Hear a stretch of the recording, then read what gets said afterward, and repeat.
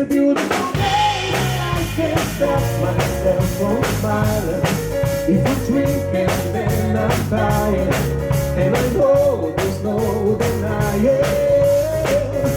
Matjaž, materinski dan je bil zate nekaj posebnega, drži? Ja, vedno je nekaj posebnega. Ampak tokrat nisi bil doma, temveč v Ruski dači.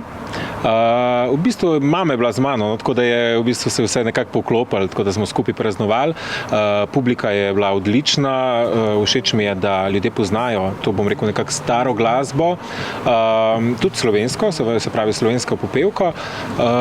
Bil sem presenečen, da tako zelo dobro ko omeniš, katera pesem bo, da vidiš, da je nek občutek, ki ga dajo ven, da poznajo, tako da to je res zanimivo. Seveda govoriva o koncertu, ki je bil prav na ta večer. Kako je izbrati izmed premnogih melodije za takšen večer, ko na nek način je v spredju romantika, spoštovanje do naših mam in tako naprej?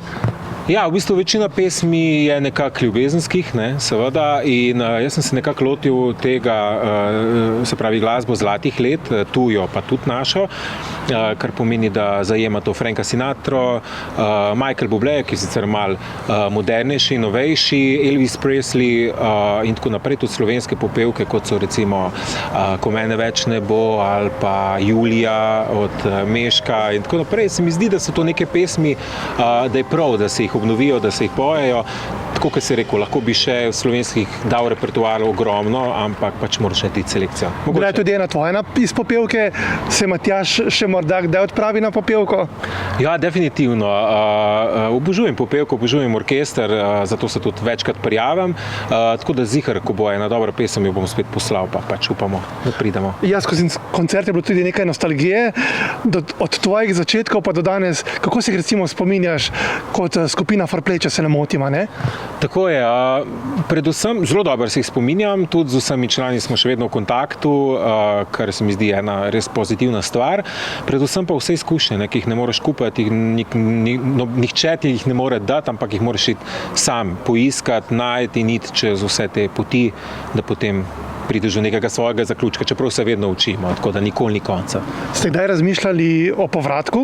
Mnogo skupin se je vrnilo na odre, oziroma vsaj, da se tako srečajo in zapojejo morda katero uspešnico izmed tistega obdobja? Imeli smo že idejo, potem nekako nismo pač realizirali, kakorkoli, ampak dokler nismo, še vedno lahko. Ampak vem pa, da nekaj se bo pa vendarle ponovilo, najbolj obiskan musical, ja. Ampak v zelo okrnjeni, če tako rečemo, različici, ker bo to samo 2 predstavi. Kako se veseliš tega dogodka v Križankah? Jaz se zelo veselim, Križank še posebej, ker tam smo začeli in smo naredili, kako se reče, 25 predstav, kar je v bistvu največ do zdaj v Sloveniji. Mamma Mia je ena taka posebna stvar, predvsem za vse občinstvo, pa tudi mi, ki smo na odru, mislim, da imamo eno posebno vez in komi čakam, da s tem tudi začnemo. Tako da junija, če imate čas, pridite. Kako se spomnim iz premiere, si se razgalil, se boš tudi tokrat? Že na to nisem še pomislil, ampak verjetno ker pač je tak scenarij, tako da to je to. In sodeč po Instagramu postava kot se ščika. No, delamo na tem. When my rhythm starts to play, dance with me, make me sway, like a lazy ocean hugs the shore, hold me close, sway me more, like a flower bending